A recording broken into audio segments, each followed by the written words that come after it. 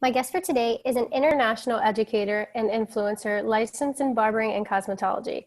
He is the CEO of his company, Knuckle Cutters Club. Knuckle Cutters Club, Paul Mitchell the School, John Paul Mitchell Systems, Clipper Depot, and Hanzo are some of the places in which he teaches his craft and as a platform artist. He teaches from South Africa to Italy to Spain, China, Taiwan, and California.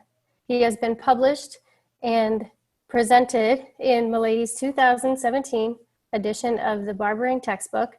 Not only is he a renowned educator, but he works and featured in several magazines. So you can find him at Fern the Barber on Instagram. And my guest for today is, of course, Fern the Barber. How are you today? Good, good. Thanks for having me on today. Yeah, I'm really excited to have you here. You are such an inspiration to so many people. When I Thank you. reached out to some of my listeners, you were on the top. They wanted to hear from you. Sweet. I'm glad I'm here. Perfect. So where are you from originally? Born and raised in Southern California.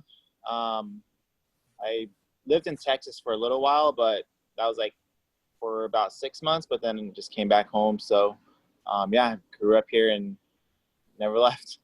Cool. So what did your mom and dad do for a living? My mom used to be, well, she had like the two jobs I mostly remember is she used to work at PetSmart for she was like dog grooming. Yeah. And then she drove buses. And then my dad, he actually is a hairstylist also in Southern California. Wow, that's really interesting, actually. So I guess you were around like some of the dog grooming then. You got to see that kind of stuff. Yeah. My mom would always complain about she says like the hairs would always like get in their eyes. So she was always like, I feel like she always was having like kind of like eye problems because like the hairs getting stuck in there. But yeah. Interesting. So what did you guys do for fun when you were growing up? For fun, I played baseball my entire life, all the way up until 10th grade. And then after that, I got into working on cars. So I started collecting and restoring classic cars from like 61 through 64. It's probably right around like that area. It was easy to work on because they were all just like nuts and bolts. There wasn't no like crazy like electricity like it is now. Like you can open up a hood and like be able to be like, okay, that's broken, so I need to take that out and just plug in the new one, which is super simple. But yeah, just working on cars and yeah, until this hair came along. So that's really funny. My husband, he actually used to restore old cars and stuff for a living as well. And so I'm hearing some of what you're saying in him. He gets frustrated with newer cars because of the same reason. Yeah. And he's like, I'd rather just work on these old cars and restore them. They're so much simpler. And it's like the best feeling, like we'll say the car's like broken and there's only like few different things that can be wrong with it. Usually it's like engine or it's like spark, gas, so like, or air. So then like I just kind of like, once you figure it out and you turn it on and it starts, it's like the sickest feeling, dude. It's like you just brought something back to life. So Yeah. I don't know. I liked how that kind of played out. Did you ever think that you would do something like that for a living? I used to, yeah. I used to want to, like, I kind of was thinking maybe going into more of like not so much classic cars, but I started looking into more of like, because back then, like people started putting like airbags in cars. Like it was like a new thing. Like everyone was like putting bags in their car. And I was like, so then I would go to that shop and then I was looking at, they would do like custom cars. So they would like shave all the door handles off. And like, it was just, I kind of liked that. But that did cross my mind for a while. Yeah, that's interesting. It's the same thing because that's literally what my husband loves to do. He actually helped design one of the cars for the Great Eight. I don't know if you've ever heard of that. Yeah. But yeah, so yeah, this is That's like kind of sick. the same. Yeah, he loves that stuff. You could talk to him all day about that. I love it. So Yeah, it's cool. what did you like?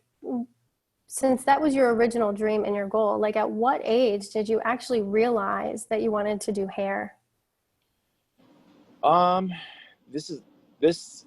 I was 23 years old when I enrolled in school, and how it happened was I was at a red light, and a group of people dressed in all black were crossing the street while I was at the light, and I was looking at where they were going, and they were going into a cosmetology school. So I was like, I think I'm gonna do hair. So then the light turned green. I whipped into the parking lot. I walked in there, grabbed an application, and I was so intimidated to walk in there because everyone was all in black. There was all girls. Oh, wow. And I went up to the front desk and I was like, can I get an application? And they're like, yeah, sit down. We'll have someone come out, give you a tour of the school. And I was like, no, I just want an application because I just felt weird. I just want to get out of there because I was like, it was not my environment at all. Yeah. So I grabbed the application. I went home. I filled it out that night on the way to work the next evening because I used to work graveyard shift. I turned it in, and a month later, I was kind of in school learning how to like roll perm. Wow. Yeah, Wow, weird. that's crazy. Just like that, it changed for you. Mm-hmm. Yeah. So what was your first love? Like when you first started doing hair and stuff like that, what really like connected with you that you knew you were going to do this for a long time? Cutting for sure. I think I fell in love with cutting because it was simple to me because it's like you just cut and then that's where the length of the hair is kind of, versus color. It made me think too much. There's so much like formulation that goes into the color world. You got Yeah. to, because you're dealing with like previously colored canvas and you're applying stuff on top of it. So then you got to take in consideration like what's underneath it. So, but cutting came more natural to me. I felt like because it was all angles and like it reminded me of playing pool a lot because if you hit a pool ball, you know exactly where it's going to go because it's going to hit there, and then you know it's going to hit there, and then it's going to hit there. So the same thing with cutting hair. If like every effect on it is going to, you know exactly what's going to happen by how you're elevating it or over directing it. So it's like, I really like cutting, and I just kind of fell in love with it. Yeah, the angles, that's interesting to me as well because a lot of the times my dad, he was a carpenter. And so when I look at what he's done, I never really connected the two. But now, getting older and sort of looking at it, I realize that's what it is. It's the Yeah. angles. It makes sense. Yeah. And then also what's the word I'm looking for? Like to remake something, to remodel something totally. That's like the benefit of doing hair as well. Yeah. I mean, I get lost in it. I can like nerd out on it for like a long time, especially if I'm talking to someone else that's like, and they're like cutting hair, like, yeah, we'll talk for hours just about hair, but I don't know, like I like talking about it, but other people sometimes don't. So I don't know. So what inspires your work? um,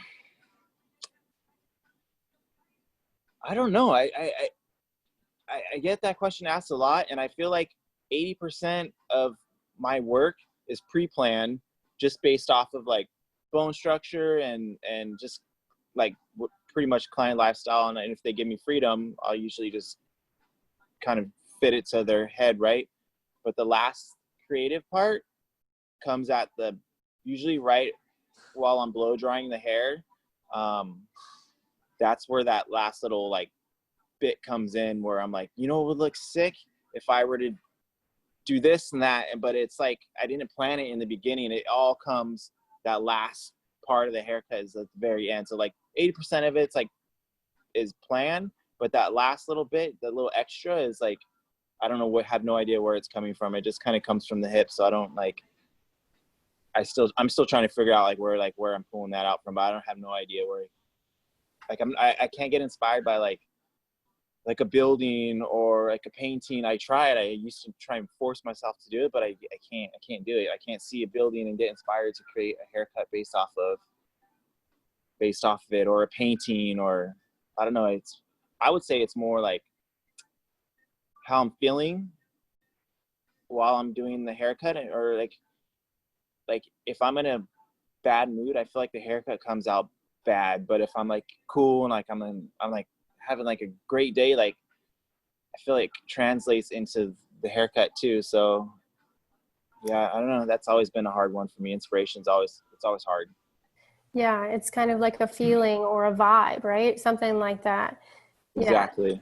Yeah, I get that totally. So, how long do you think it took you until you actually felt successful?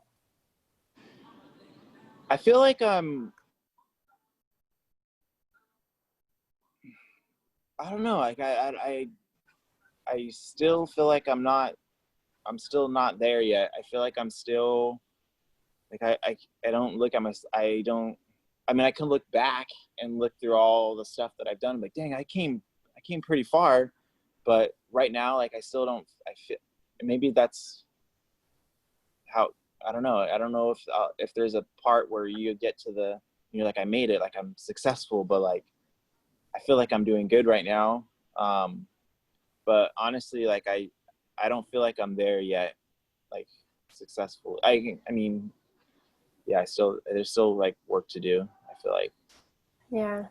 I always love to ask that question because, success is so different to so many people. Like your version of success, it may be different from mine. And so it's always interesting to ask that question because there's some people when I've on this show, when I've asked them, how long did it take you? And they're like, oh, I was successful immediately, like right Yeah, from the door. I And was then born successful. right, right. It's just who I am, So it's interesting to hear, what everybody's thoughts and what their take is on success. So, Yeah, yeah, what is success to you? I would say me it's more it's not it's more I feel like would be like when I'm gone, like I think that if I leave something behind, I have a daughter, she's 12. um I I would think it would this would be when this would probably be like there, but I wouldn't be alive when this would happen. Like I want her to walk into a room, and if anyone that does hair know, like, hey, that's Fern's daughter right there. Like I want to leave an impact that big, so she can now walk around and think like, dang, my dad was like super sick, right? Like I look at like Eden Sassini, like I look at her and I'm like, dang, dude, like just like I want that for her, So I think once that happens, then I'll be like, oh dang, that's successful. But I don't think I'll be around to see it. Yeah. We're always hardest on ourselves, but I will say, I think at this point, that could probably happen. I'm pretty sure that she could walk somewhere and that could probably happen. I mean, so many thousands, of people know who you are and look up to you so much. I mean, the fact that you were voted one of the people that my listeners wanted to hear from, out of anybody in the industry, they picked you. Yeah. So I think that's huge. And I think that that's probably, very easy for you to accomplish from this day forward because you've had so much success already. Thank you. I mean, I just, like I said earlier, I just feel like I'm just going to keep doing it and just see what happens, I guess. So what's a day in your life like before quarantine, of course, because you're a busy guy, you do so many things. You work with so many different companies. When you wake up, do you have like routines? Do you go into a salon? Like what's your normal routine? Before we got like quarantine, my life was there was no routine because I was constantly like on the road Saturday through like Tuesday, sometime Wednesday. So there was never like a balance. Like everyone's like, how do you stay balanced? I'm like, there's the thing is like if you're gonna have that lifestyle, there's no balance. So what you got to do is it's a constant juggling act, right? So you're always like on the move, right? So like what I would do, like let's say I wake up and I just focus on what I'm doing that day and I don't worry about what I'm doing tomorrow, even though like tomorrow's I have a lot of stuff going on, because if I start thinking about that, then I start getting anxiety and I start freaking out. So I just have to be where I'm at that time. So like, let's say I have to go to the airport, then I'll wake up, Uber to the airport, go wherever I need to go, and then I focus on my classes, and I don't try and think about anything back home until I get back home, if that makes sense. Like, and then like when I'm home, it's the same thing. I try not to like do the emails, and like I try and be there. Like if I go, like my daughter has a softball game, right? So I go to the softball game and I try and be at the softball game. I'm not being here on my phone, you know? So I like just stay there. So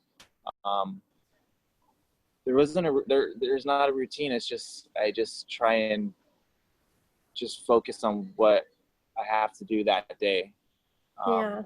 But now I love quarantine because now I have routine. So now I do, like, I wake up 8 o'clock, I go to the park, I run, I come back home, I shower, and then I do virtual classes for my school.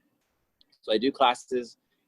After the classes, I usually go to the grocery store, go home, cook food. And then what's cool is I got my daughter now. She cooks with me. So now that's cool. So now I'm teaching her how to cook food, like real food. And then do the same thing the next day. So it's like a pattern, and I think it's helping her and like everything at home, because I'm there now more than I've ever been in like the last like 3 years. So I love it. I like it, but I know eventually it's gonna go back to normal. So yeah. Yeah. What state are you in? I'm in California. Okay, so in California, obviously you guys have not gone back yet, but I've noticed that some of the states, are starting to open up slowly, and everybody's looking around to those guys and saying, hey, how's it going, and all that. Are you nervous to get back into it, or are you ready? I mean, I'm nervous about how everyone's going to be towards everyone else. I feel like everyone's going to be walking around thinking they have, like, that other person has germs, or is like scared to like shake someone's hand now. And like my clients I'm cool with my clients. Like we're like I'm getting phone calls like, yo, just come to my house, do my hair, it's fine. I mean, like that's one line that I won't cross. I won't do that. But I mean, when they come into the shop, I mean, I think it's going to be back to normal, but I'm not going to be a fan of wearing like a mask while I'm cutting hair, or like a shield over my face. Like honestly, I kind of feel like I'm not going to go back to work. I'm not going to go back to my clients until I don't have to wear a ridiculous like mask, you know what I mean? Because Yeah. I don't want to feel uncomfortable, and it's just weird. So I'd rather just not deal with it. I can still do that, my education, and I would be fine. But I don't know. I miss going to restaurants. Yeah. Yeah. They said that California though is like, I don't know, it changes every day, but the last week it was like till August, the end of July, and till August or something like that. And I was like, man. Yeah, it keeps getting pushed back. I'm in Pennsylvania, on the East Coast. So what happens for us right now is like they're opening up some things, but hairstylists and barbers are pretty much last on the list. They're not interested. Yeah. They're not interested in opening us anytime soon because we are in such close contact with people. That's and then but you know what's even weirder is like, so now they like here those, you can buy like, so they opened up like a couple like am I allowed to say like brands on here, like Yeah. like Cosmoprof and Salon Centrics are open now. You just call in and you get your product and take it, right? I don't understand why those places are open, but you can't even do the hair yet. So they're like, Yeah. that always like made me like, I was like, why are they letting them be open, but they're telling all the people they can't do hair? Like they kind of want it. I feel like they're trying to make it seem like don't do hair, like, but like saying like however it goes, like when they say like don't do it, but they're shaking their head yes kind of thing. Right. I don't know. I'm not going to look while you don't do this. Yeah. Yeah. Exactly. So you do a lot of stage work, right? When you do doing like platform work and work for different companies and stuff like that. One of the biggest questions that I have a lot from the listeners are, how do you overcome some of those fears? There's a lot of people who come from, say, a salon and that want to do platform work, but they're scared to get on stage or they're scared to take the next step. Did you ever have any fears that you had to overcome with that? Yeah, I still get like a tiny little like panic attack before I go out there. I feel like somebody needs to just like push me out there before I go on. But I feel like that feeling, and I've been doing it for a while now. It's still there. You just have to just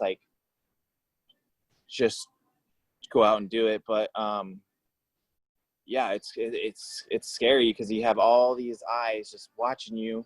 I can remember the first time I went out on stage. Robert Cromans is like, hey, you want to come out on the main stage and cut hair with me for like a minute or two? I think it was like a minute or 2 minutes, super short, you know. But I thought in my head, I was like, yeah, I'm gonna go on stage right now. So I'm like super excited. So I get my model and everything, and we go up on stage, and I go to like, all I was gonna do was I was gonna put a little line in her fringe, like to behind her ear. So I get up there and I take my hand, and I'm like gonna cut, and my hand starts like shaking super gnarly. I'm like, I had to like sit back, and I went to do it again, and it was doing it by itself, and I could not control it. And it was the weirdest thing. And I was like, oh no. And then the next time I ended up going on stage, it was fine. But the thing is, like, when I'm on stage, I am very comfortable soon as my hands hit the hair. Like, the hardest part is just walking up on stage, draping the client if I'm doing a guy or whatever. And then picking up the tool is the hardest part for me. But as soon as it goes on the head, everything just, if I feel like I'm just at the shop cutting hair, like everything just blurs. Like I don't even know that there's people watching me. Like, so then, yeah, it's crazy. It becomes like what you're used to, like the routine that you're used to doing, and it's not as intimidating. Yeah, exactly. Yeah. It feels very comfortable. I feel like I feel more comfortable doing hair on stage than teaching a class, because I'm like, I have to be engaged the whole time versus on stage, you're just in your own little bubble, just doing what you're doing. There's no like back and forth. Right. Yeah. So what advice would you give to people who wanted to do what you do today? I would say start off like start off small. Like if you want to like go into education, like I would do education and for your for the people that you work with, like do a little like, hey, I'm going to do a class on this and this, and then just have them come, don't charge them or whatever, just so you can get used to presenting in front of people. Because like a lot of people want it, but then if they're not ready and they're like, all right, go ahead, and you have been practicing, then it's not gonna be good when you go on stage or you have to teach a class. So I would say you can even do it in front of your clients, like even with product too. You can be like, yo, teach the clients like, yo, this product, what I'm gonna use, what it's gonna do is this, how I'm gonna use is this, I'm gonna put this much, and like show them how to like so that way you're still teaching the client, but you're still practicing your teaching. But little steps like that, and then I would just ask, like if you want to do education for like or do platform work, just ask whoever's hosting the event, like, hey, so and so, I saw you're doing an event, can I get involved in it? But if you're going to go that route, I would just make sure that your like say your Instagram is like completely like legit. And it's like, so because the first thing the guy is going to do, or whoever's having the event, is going to look, all right, let's see this person. It's like a credit check. They're going to look and see how your credit is. And if it's good, then like, yeah, all right, we'll give you a spot on our event or whatever, something like that. But yeah, I would just like, it sounds cheesy, but I mean, just do it, because time's just floating by, and you're going to be like older and like, dang, I wish I should have just, you don't want to be in that boat. You know what I mean? Just do it, no matter like how old you are or how new you are to even if you're right out of school, you never know. I mean, like, I know like students that get right out of school and they're working with like one of my students, he moved here from like Northern California, went to school, finished school, and he's like, I'm gonna DM. He DM'd, I guess, Larissa Dahl was asking for an assistant, right? She was looking for an assistant because her assistant left. And he's like, I'm going to DM her. I was like, do it, dude. So he did it. And then he ends up working with her for like a year or so. And I'm like, you just have to just take the risk and ask, even no matter what, dude. So I don't know. I think that they just got to, like, if they want to do it, just go out and do it. Yeah, have the courage to ask, have the courage to go after what you want, push for it. Yeah, I agree. And I love that that's your message, because I think that's why people have a difficult time, is because of the fear of rejection or whatever it may be, or they don't feel like they're good enough. But everybody has to start somewhere, and you don't want to have excuses, right? Like some people right out of beauty school, I'm too new. Some people that are, maybe a little older in age, is like, oh, I'm too old. It's like, just go for it. You can do it. Yep. So the last question I have for you is just sort of a fun question. Are you the type of guy to go to the gym and do medication or not medication, meditation? I mean, whichever. Or are you more of like a pizza and beer kind of guy? I feel like I live super in that world. I'm very aware of like what I'm eating. I try to eat healthy. I try, like, every day I have like a green juice. I do ginger shots. Like I said, I run. Like this month I'm up to 71 miles since the first. And like last month I hit 75. So my goal is like beat it last month. But on the flip side, last night I had pizza, and I love beer and alcohol. So then I feel like my physical substitutes my like party, so it's like even, so it stays the same, right? But yeah, but I do not go to like a gym. I just go outside and I run, and I don't even know if that would be considered like, I mean, it's physical, but I'm not like lifting weights. I'm like